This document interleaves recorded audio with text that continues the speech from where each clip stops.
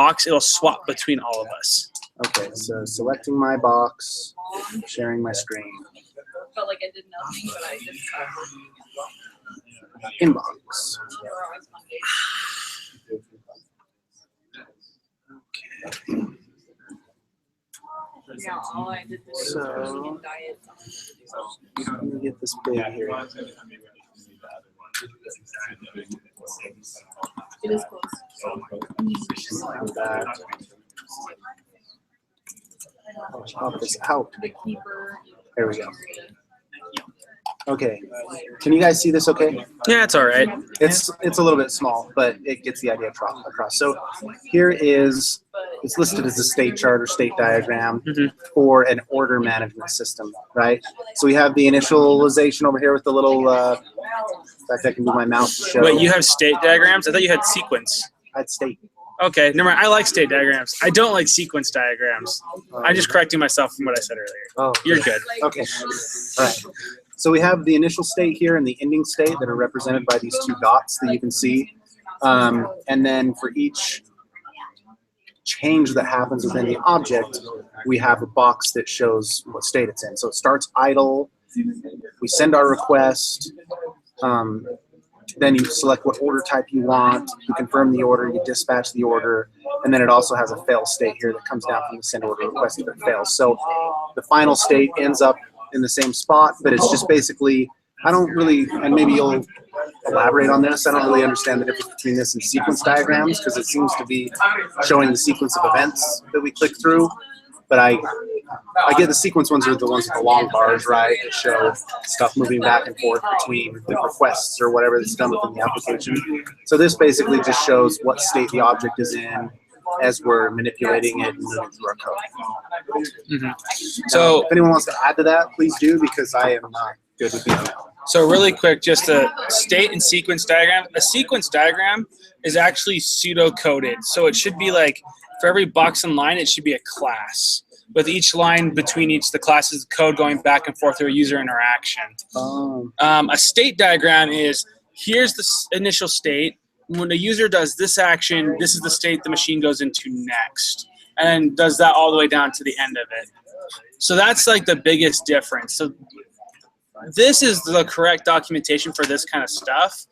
When you get to see, but you should use this to build your sequence diagrams, because your sequence diagrams are going to be the pseudocode for variables and classes, but interacting with all that. It doesn't have to be like the nitty gritty, but it might be, well, we have this class of rectangle who interacts with the width class to get information to solve that stuff. Okay. That's a poor example, but yeah. I can repost my state and sequence diagrams that I've made for you guys, and you can kind of look to see what the main differences are. Okay. So this is just kind of a jankier, dumbed down version, and then when you get the sequence diagram, you actually start showing not just the state, but all of the detail. Here's what classes are operating, and here's, you know, who they're talking to, if they're calling other classes or whatever.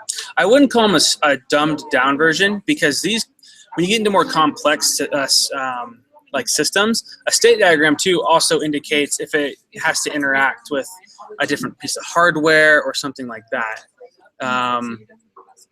We won't ever do that in a mobile app class, but if you're doing like a big state diagram that's working with multiple servers, you would actually have like branches out to this server to retrieve data. If this server fails, does this, and it gets a lot more grandiose.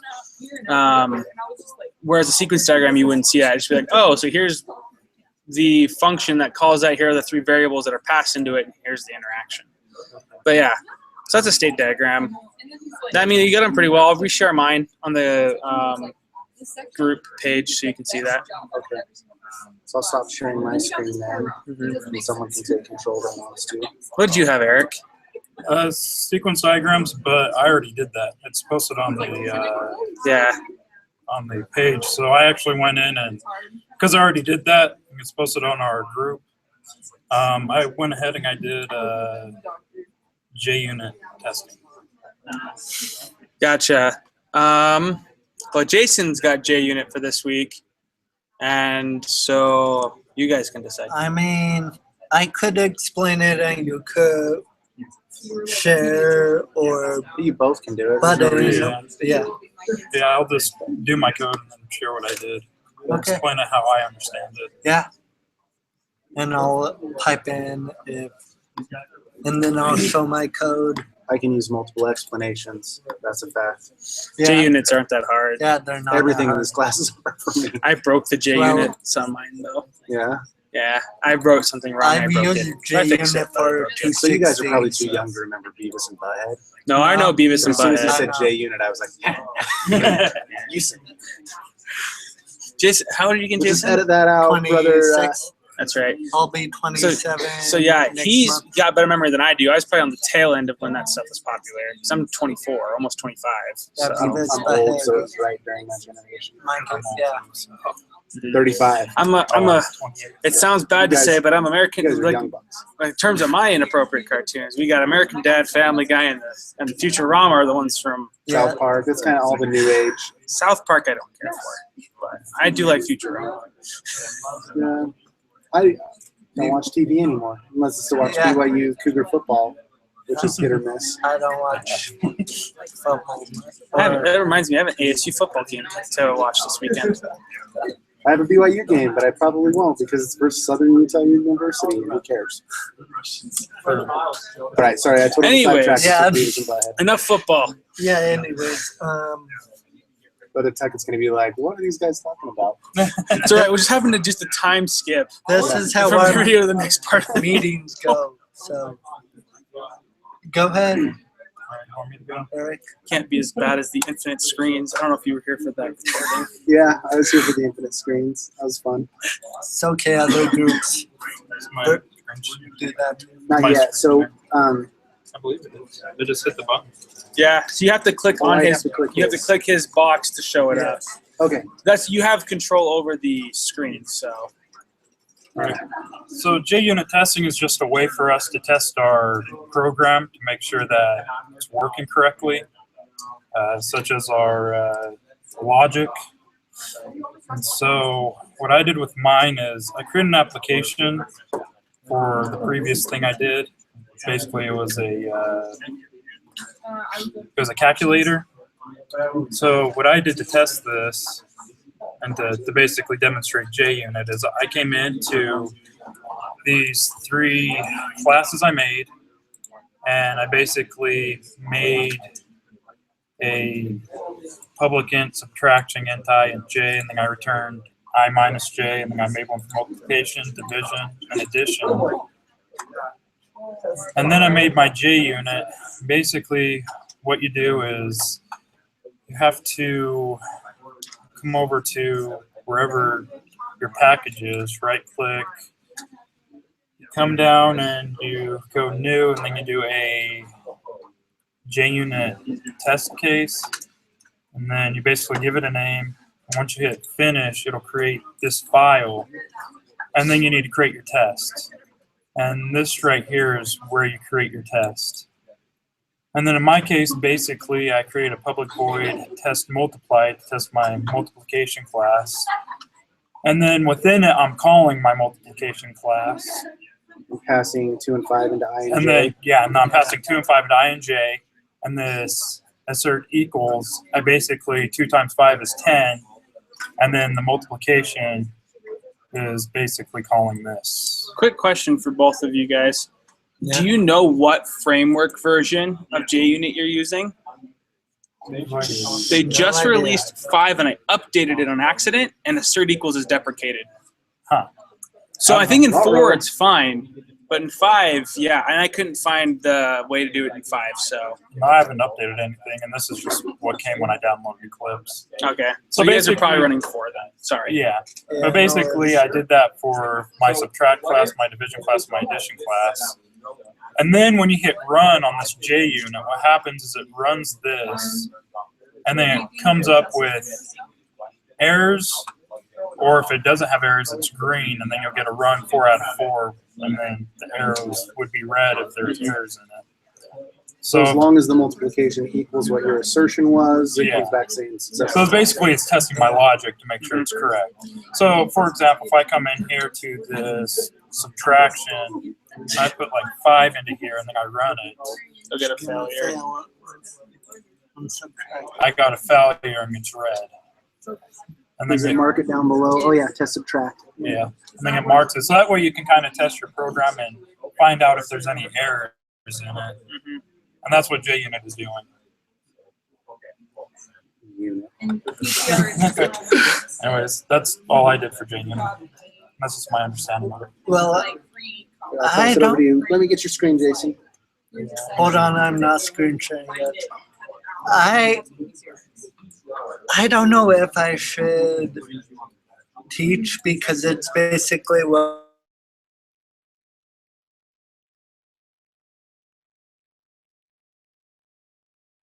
it tonight. With it. Especially if you're showing your We own have to code. all share anyways. everything. I mean, all Well, it was is yeah. he taught us in a video already. So I Okay. mean, if I wanted to, I could teach JUnit. I could. Do you know, I actually like, did a few the things video is extra. optional. You don't have to have a teaching video. Well, right, but Alright. it's gonna It helps help your with- professional Yeah, grade. it helps you. So I've been- that's One of those things for your professional grade, you need stuff like that. kind of I've what done I'm videos for doing. everything so far. So. Mhm. Well, that's what I plan to do too. Okay, I Which guess that's another. I guess I'll confusing show thing is the mine. portfolio for that. Uh, I don't get what he's asking. I think it's not bad. He puts a spot in there for all kinds of evidence. Maybe you give video evidence. Maybe you have a couple paragraphs. Maybe you have some other links. You have examples of code. It's just saying, hey, whatever you're learning here, document it and put it in here. But I don't think I there's guess, a formulaic. You need to have one video and one paragraph. And, No, what I mean is just that report in general. Like, it just seems monotonous to me. Not monotonous, redundant. Like, he should already be seeing that if he's checking in our group spaces and on the community. He should already know. I don't see why we have to submit Right. the specific links. That's what I'm at. right. It's probably Anyways. just to collect it all easy for him. So I'm screen sharing if you guys want to. Oh, I see you. Okay, So so you're going to multiply. basically, I did a dumbed down version of what Eric did.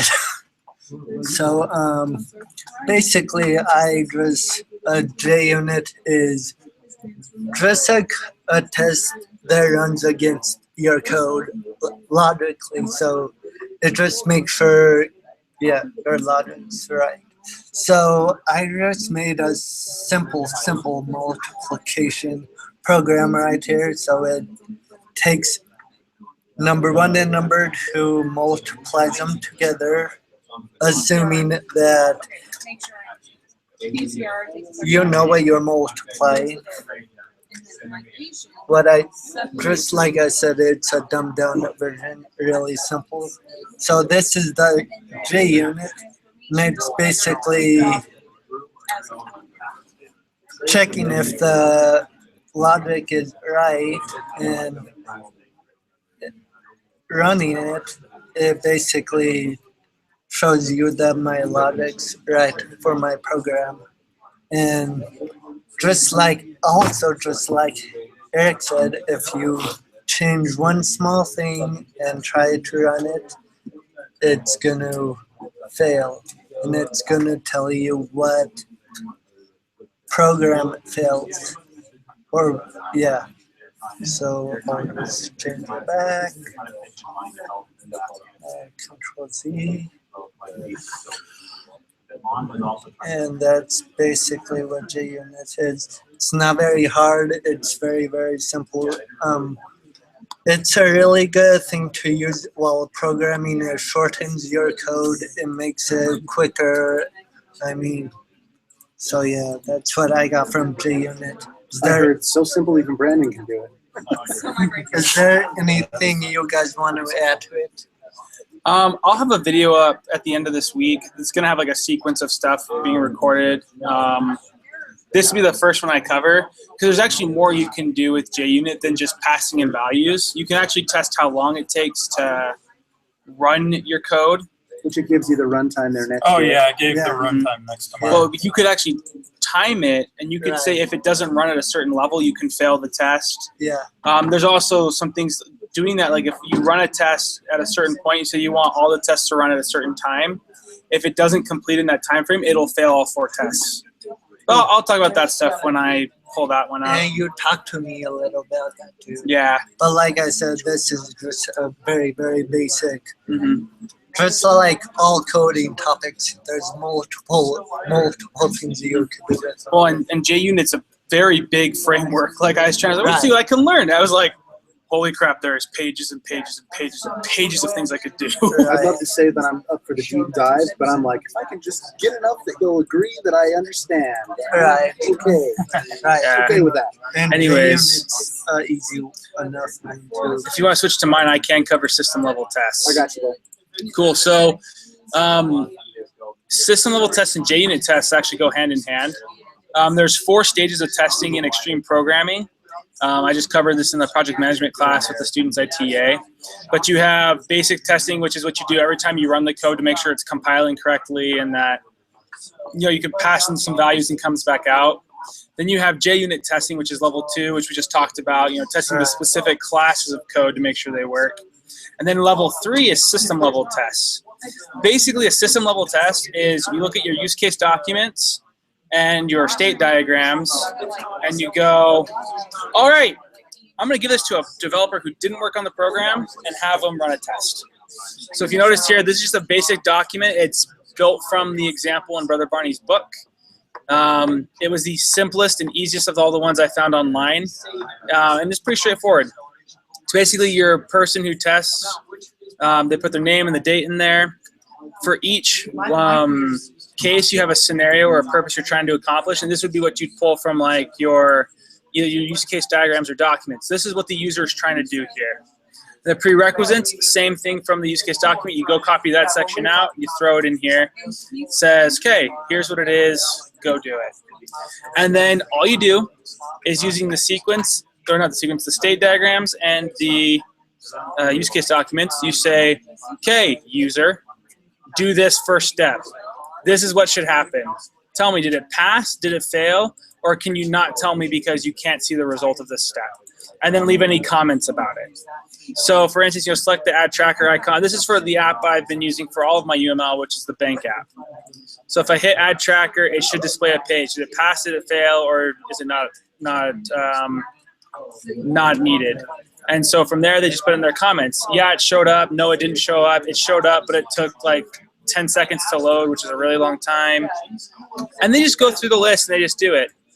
If any step fails, you go in and you try to fix that step so that it works correctly. You try to figure out what's going on, you find the bugs, and then you send it back to get passed again. And you would write a system test case for every single one. So here's a new one for adding a checking account. You can even write a system level test to test your error handling. So this one, it's pretty much the same as one of the ones I was writing earlier, but it specifically tells them to enter the inappropriate values in all the spots. And then there's an anticipated outcome of a produced error. And then they go through and they try to add it, and they get another error saying you can't do that. And you fix all the values and then rerun it, and it should work fine. So these are really easy. And the reason these are important is because after a system level test, you have what we call a acceptance test, where you actually take the application to the customer. You say, all right, try to do all your stuff. And you have a little evaluation sheet they fill out, and they send you the feedback saying this worked great, this didn't work great, this was really slow. And you continue working out bugs that way. So, but this is how you get like a lot of those bugs fixed before the customer ever sees it, hopefully. So, any questions about system level tests? I mean, I feel like they're pretty straightforward. Yeah, it's good. I've never seen them before.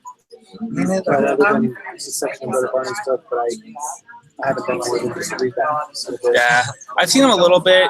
TAing project management got really familiar because I had to know all 4 stages of their testing and like bug finding and testing phases to teach to the class. So, but yeah. Well, I think phases of project management, it's storming, norming, conforming, right? Sure. But yeah, so that's all I have for system level tests. Cool. I will stop the broadcast then.